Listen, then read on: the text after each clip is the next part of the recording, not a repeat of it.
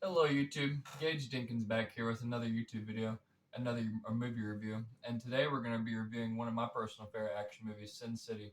And so, to give you all kind of a synopsis of the film for any of you younger YouTube videos, any of you younger viewers out there who may not even be familiar with the movie I'm talking about. So basically, it's three stories. They're based on graphic novels. For those of you who don't know who graphic novels are, they're adult comic books. They're really, really thick. And so basically, there's a lot of adult themes in there. And the first story, The Hard Goodbye, features a character named Marv, played by Mickey Rourke, of course. He's trying to avenge the love of that, he ends up meeting that night. He has a one night stand with a prostitute. He's basically in love with her, and he's trying to avenge her death. They spend all night drinking and smoking and partying, and they end up hooking up. And he wakes up in the middle of the night, of course, with his head hurting real bad. He ends up waking up and finding her dead body beside him. And little does he know there was a cannibal who looks kind of like a nerd. His name is Kevin, played by Elijah Wood, of course. Comes in and kills her, and basically is out to avenge his death. And he needs his medicine because he gets confused. He has a condition. I don't know if that has anything with how he looks. I've never honestly understood that myself, but yeah, he takes medicine because he has a condition. He gets confused, and throughout a lot of times throughout his story, whenever he's trying to take names, get answers, whatever, he thinks that he's just getting confused because you gotta think his his little friend Lucille, his parole officer or whatever, her giving him his medicine after she gets killed. Spoiler alert, she ends up getting killed by one of Rourke's, the main bad guy, Rourke, one of his police officers. He ends up shooting her and killing her dead. And so Marv can't get to his medicine. So a lot of times you end up seeing whenever he's taking names and trying to find out what's going on, he's confused, and then eventually ends up teaming up with. Of course, you end up finding Goldie has a twin sister named Wendy. At first, seeing her, he was thinking that was that was Goldie. Seeing Wendy, and they end up teaming up together to go kill Kevin, the actual person who killed Goldie, her sister. And so Marv ends up going back to the farm because at first he goes to the farm to try to find out who did it, and Kevin ends up knocking him out with his sledgehammer, and so they end up going back to the farm again, and this time Marv is just packed with goodies, just a bunch of kill items. Like he has a gas can, he has razor wire, he has gloves, cuffs. He even famously says, my mitts. And so he ends up killing Kevin, slaughtering him basically. Kevin doesn't scream the entire time. Funny enough, they had a whole little monologue about that. About no matter what I do to him, the bastard never screams. And I always thought that was real cool. He cuts off his fucking arms and his legs, and eventually ends up cutting his head off. The wolf that was eating the prostitutes that Kevin ended up keeping. Yes, Kevin kept prostitutes for him to eat and to give the bones to the dogs as scraps. He ends up feeding the rest of Kevin to his own wolf or the dog or whatever. And so after all that, the cops end up catching up to Marv. After a while, they end up killing him, putting him on the electric chair, and that's Marv's story, The Hard Goodbye. And then the second story, a big fat kill. It features Clive Owen, the main guy, as Dwight. Brittany Murphy's in there as his little side girlfriend at the time. And then it also features Rosario Dawson as like the main, little leader of the hookers in Old Town, playing Gail. And he also has Benicio del Toro, the drunken cop that they end up killing. They don't think he's a cop at first, but they end up finding he's a hero cop.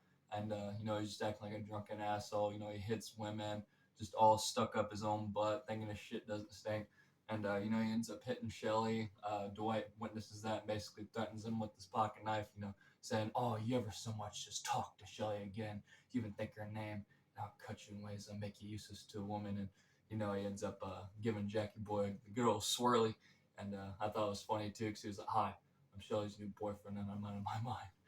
And so yeah, he ends up Dwight after all that goes down ends up trying to go stop Jackie Boy. And, so Jackie Boy hops in his own car first, and then Dwight hops in his, and he ends up following Jackie Boy to Old Town. And of course, that's whenever we first get introduced to Rosario Dawson's character and Clive Owen's story, because she was introduced a little earlier on in Marv's story. I just didn't mention that part.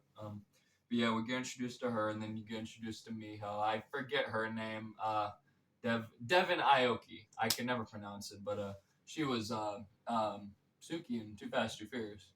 That's how I know her. I remember that blew my mind at the time. Anyway, her character Miho, she's like this ninja assassin type horror of the horrors of Old Town. Because the horrors of Old Town, the way it works is, the cops get a slice of the profit and the free entertainment whenever they throw a party and they can distribute their own brand of justice. And the girls of Old Town get to run their own town, and that keeps the pimps and the mob out. Keeps the pimps free, and they don't have to work for anything. And so yeah, Jackie Boy ends up wandering his way into Old Town with his little buddies. They try to pick up on a girl named Becky, played by Alexis Bledel. I can never pronounce her last name either, but they end up picking her up, and then or trying to pick her up. Pardon me. And of course she's trying to create a diversion because the girls had already been stalking Jackie Boy ever since he wandered his way into their little neighborhood, and of course after he's hitting on her, she's stalling. Then after he pulls a gun on her, that's whenever Miho gets to use her famous swastika star and throws it at him. It's a sharp swastika star or whatever the hell it's called. It's like a Nazi symbol, and it cuts off Jackie Boy's hand. And of course, she jumps in the car with her two little samurai swords. A little fun fact: those samurai swords used in Kill Bill. I found not too long ago, but yeah. So she takes her samurai swords, kills the rest of the guys. Eventually, she throws this metal thing to block Jackie Boy's gun whenever he's trying to shoot her. And Dwight even warns him because Dwight ends up popping up because he's unsure because he remembered that Shelly had said something. He couldn't quite place it, but something didn't feel right with him. And he pops up and was like, "Oh, Jackie Boy, don't pull the trigger. She blocked the barrel of backfire." And of course, Jackie Boy's like, "Dude, told you this is my second time telling you, shut the hell up." And of course, he didn't listen to him. He goes to shoot him, and the barrel gets lodged in his fucking forehead, and off goes old boy. He tried telling him, and of course, once they're snooping through the cop's pocket, they don't know he's a cop yet, but they're sniffing through his pockets. Dwight finds a bunch of money and ends up finding the badge. He's like, "Oh shit, he's a cop. We got to get rid of him." Him and Gail have a little argument about, the cops and the mob. They're gonna come here and they're gonna start a whole entire war and rain down hell on all of us. And Dwight's like, I'll hold the bias to the pitch, just chill. If I don't make it back, you can have your war. And they end up getting into a little tussle, they end up kissing, and then, finally they have a little history together. And so Dwight hauls the bias to the pits, of course, while Becky ends up calling her mom. That's going to come back later. Just keep that in mind. She's calling her mom, you end up finding out. And as Dwight's taking the bodies to the pits, Jackie Boy and his buddies, uh, Dwight is having anxiety because he couldn't fit Jackie Boy in the back with the rest of the bodies. So Jackie Boy actually had to ride up front with Dwight, and we're out where anyone who cares to look at him will see his ass. So Jackie Boy just ran up front with him. Dwight takes one of Jackie Boy's cigarettes, of course, to calm himself down. I feel that. Trust me, I'm a full blown nicotine addict myself. God knows. But anyway, he takes one of his cigarettes. His mind starts playing tricks on him because it's really just him having anxiety because he sees Jackie Boy coming back to life, and he's just all mocking him. He's all saying, "What's got you smoking there, bud?" And he's like, "You shut the hell up, Jackie Boy. You're dead." I'm just imagining this, so shut the hell up. And he's all reading off all the thoughts of anxiety that is in his head, like, man, those hookers let you down, and what are you gonna do when you run out of gas? Call AAA. You ain't even gonna make it to the pits. And he's all like, you shut the hell up. I'll make it. Not unless you keep your eyes on the road, sugar pie. And of course, the cop pulls him over, sees Jackie Boy's dead body, and he's like, your friend here, you party a little bit too hard tonight. And Dwight's like, I'm the designated driver, and he just lets him go. He's like, no, I'll let you off with the warning. And so Dwight ends up making it to the pits rather, and ends up thinking he's in the clear because the car dies on him a quarter mile away from the tar pits, and he ends up having to shove the T-Bird the rest of the way, as he puts it. And as he's doing that, he ends up getting shot in the chest by. You end up finding out they're mercenaries; they're not cops. He ends up explaining that. And once he falls down, on the ground, he's you think that he's dead, but he ends up coming back to life, or coming back to life. he's creating playing dead, kind of creating divergent in ways, and he ends up shooting and killing all of them. And end up throwing a grenade on the ground and ends up blowing up in his face. And he ends up falling to the tar pits with the car that he drove there. And of course, the mercenaries end up finding and digging out the head of Jackie Boy. You know, they cut the head off the dead body, and they're going to retrieve it back to the mob and get them all in trouble and have the mob and the cops take over Old Town. But Dwight ain't having none of that. Neither is Miho. Because at first Dwight ends up sinking in the tar pits, but Mio ends up coming and rescuing his ass. But and then they end up killing the mercenaries and getting the head. And then they end up going back to Old Town where the mob is, and they end up having Mio shoot an arrow through one of their chests, or one of the guy's chests. Pardon me. It's one of the guys in the mob. You know, where Gail is being held captive, and Mike Clark Duncan, you know, Manute's character is beaten her or whatever. And then the mob comes out back because the arrow has a note attached to it saying, you know, I'll trade the head for the women out back, and it made out back. And at first, it ends up going away. You don't think it's gonna go because Dwight's like, oh, you know, you can have Old Town care, just give me the woman.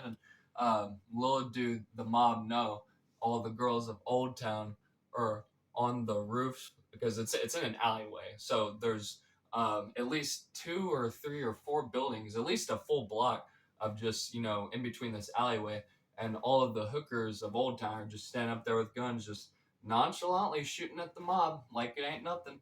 And same with Dwight and same with Gail. And yeah, they blow the head up of Jackie Boy at first, so there's no evidence. And that's Dwight's story. He ends up winning, luckily. And then of course, you know, you have the last story. You have a short little story called The Customer's Right. It's just this guy. He ends up meeting up with the random girl at the beginning. He ends up killing her because she has a death wish, I guess. And he ends up meeting up with Becky's character at the end and implies he's gonna kill her. It's just two short little stories. Then of course you have That Yellow Bastard starring Bruce Willis and Jessica Alba and Nick Stahl, of course. And what was that guy's name? Powers Booth. Yeah, yeah. He plays us, Senator Rourke. And so basically, you end up having Bruce Willis. Oh yeah, Michael Madsen's in it. Bruce Willis and Michael Madsen. They're both partners. Bruce Willis, it's his last day It's his last day as being a cop. You know, he's only a day away from retirement. The classic little story there. And basically, his story is he has one loose end tied up. He has to save an 11-year-old girl named Nancy Callahan. Later on, when she gets over, she's played by Jessica Alba. In this case, she's played by Mackenzie Vega. It's the girl from the Spy Kids movies, the older sister. It's her little sister in real life. Can't remember her name. I think it's like Alexa Vega. That don't matter. Same director of the movie. But anyway, he ends up having to go save 11-year-old Nancy, of course. And you know, Nick Stahl's character, Rourke Jr. He's trying to, you know, rape her or whatever. And you know, all the other cops are like on his dad's side, Rourke Senior's side, and is saying, "Oh, you know, don't worry about him. We're not worried about him." And Bruce Willis's character, John Harrigan, is the only honest cop. And so he ends up shooting him, thinking he ends up killing him because, you know, he ends up blowing his ear off, his arm off, and shooting him right in the crotch. And just as he's about to get the final blow, his partner, Michael Madsen's character, Bob, shows up and starts shooting at Bruce Willis. And so Bruce Willis falls to the ground. You know, the cops in the ambulance end up showing up, taking Bruce Willis to the hospital, saving the little girl. The little girl is saved. Bruce Willis goes to prison for 8 years, or yeah, jail for 8 years until he confesses to raping the little girl, because that's what they're trying to get him to do. But at first he doesn't until they send him a random finger because Nancy was sending letters back and forth to him, and they send him an envelope with a finger in it to get him to crack. You know, they're bluffing, trying to say, hey, this is the 19-year-old index finger of you know, Nancy or whatever, even though it wasn't. And so he confesses. They let him go. He ends up going out looking for answers. He even goes back to Nancy's house to, you know, try to see if she's there, try to see what happened to her. It looks like it's been robbed. And he sees a pack of matches from a lousy saloon, you know, Katie's bar. And so he ends up going there, finding out that's where Nancy works, which he's in complete shock. And then he ends up finding out that Rourke Jr. is still alive after everything that happened to him, having his ear and, you know, his ear blown off and his arm blown off and all that nonsense. He ends up looking like this weird, like mustard colored alien, like just narcissistic monster. That's the best way I can describe it. because he's this weird yellow orange character, and like that's the color he is. He has a big old like head and like a scruffy beard and like stubble on the back of his head, and it just looks fucking icky. And so he ends up following Nancy and Hardigan back to the hotel from Katie's bar. And after a little badass action scene, the little car chase scene where Bruce Willis ends up shooting him. He ends up shooting Junior in the neck and thinking he killed him because Junior wrecked his car, but they end up going back to the hotel. You end up finding out that Nancy has feelings for Hardigan. She ends up trying to kiss him, trying to sleep with him. He's like, no, no, no, this is wrong. I'm an old man. You're a young lady. And so he ends up getting in a cold shower to calm himself down. And just when you think he's in the clear, as he puts it, everything goes straight to hell because Rourke Jr. is still alive. And so he ends up opening the bathroom door and opening the shower curtain and punching Bruce Willis, and is all stepping on his head, and he even has this little badass like monologue speech, talking about like, recognize my voice, Hardigan? Recognize my voice, piece of shit cop? I look a little bit different, but I bet you can recognize my voice. Yeah, sure. I recognize your voice, Junior. That's what Hardigan says back to him. Of course, he's all talking to Hardigan while he has a rope around his neck. Hardigan's hanging by like this, the stool right before Junior kicks out from under him. But before that, he has this monologue talking about like, oh, I get to do whatever I want, whenever I want, however I want it. And, my dad, I love him, I didn't hate him.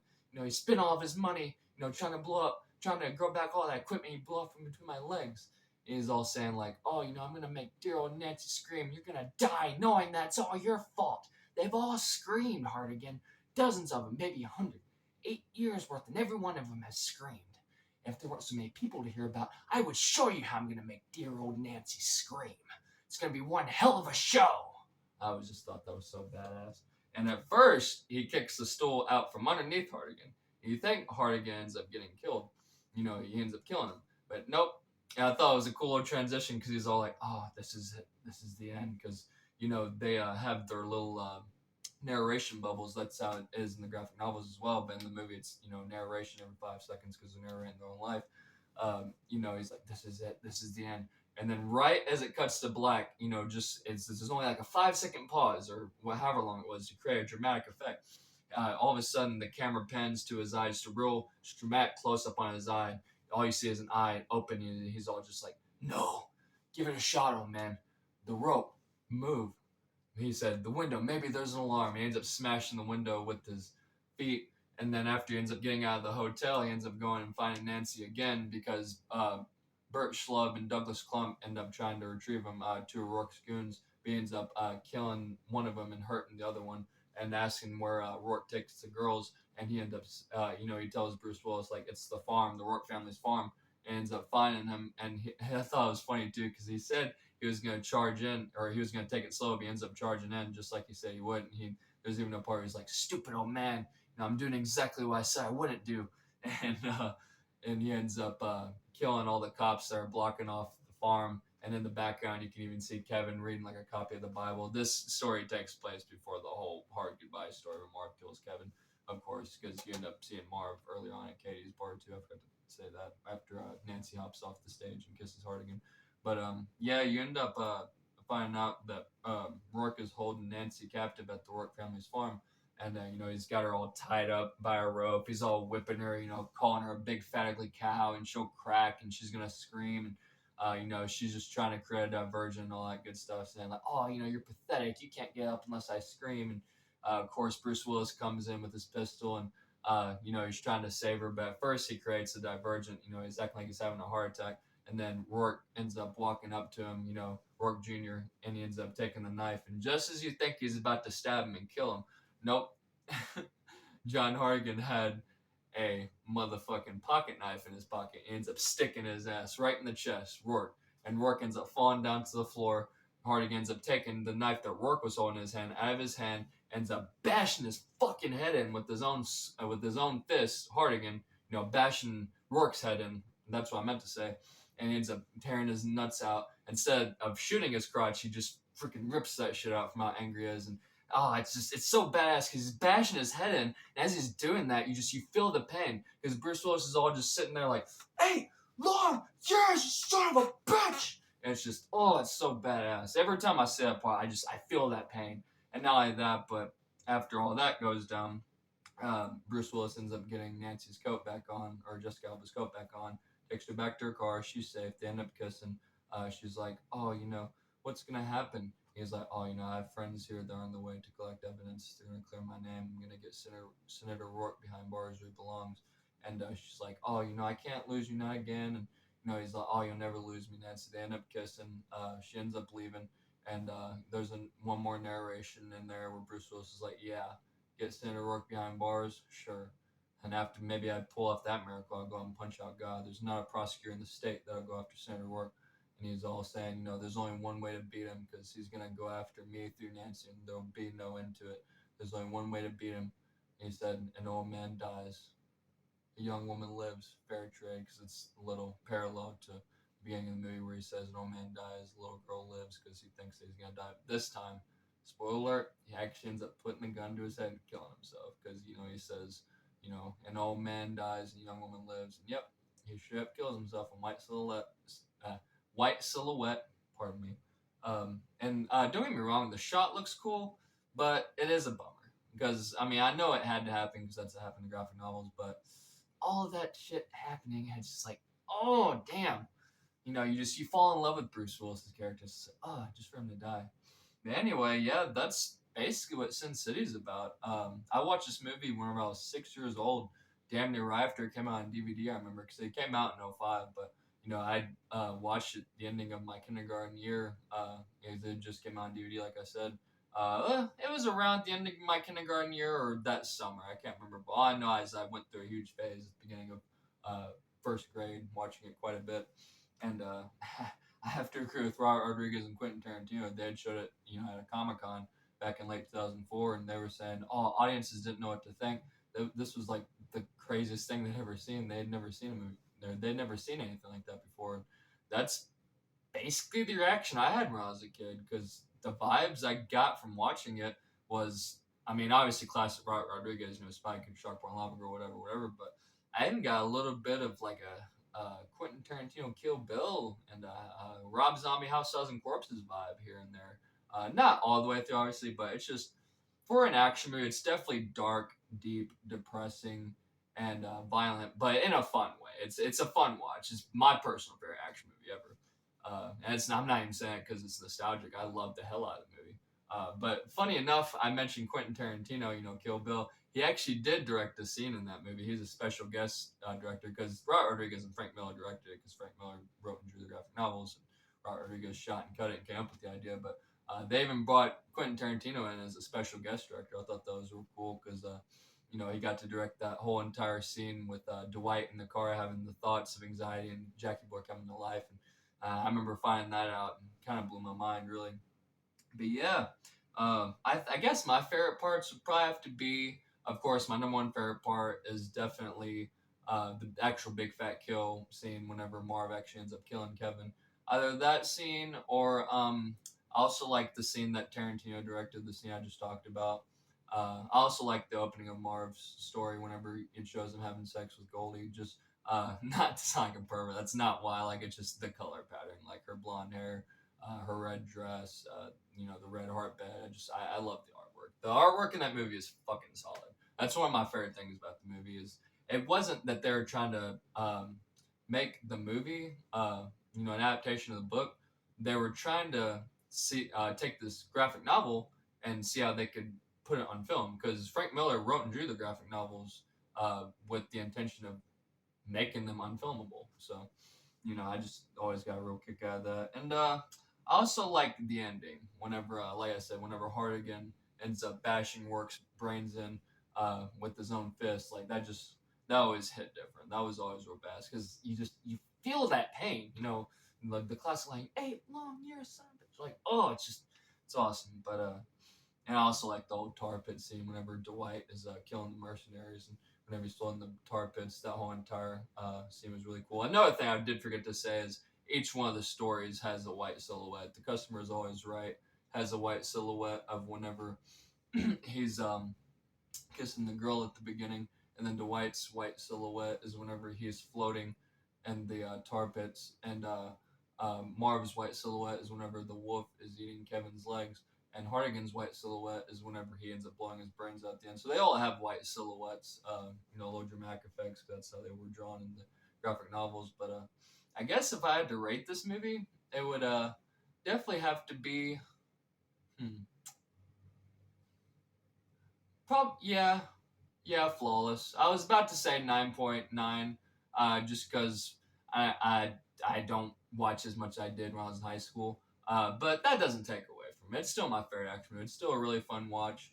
Definitely highly recommend anyone add to their collection if they're a movie fan, graphic novel fan, or they just want to see something fucking crazy. Just that will definitely change the way they see action movies if they've never seen one like that before. But anyways, yeah, that's my review and retrospective on Sin City 2005. And hope you guys enjoyed. Like, subscribe, share, leave a comment.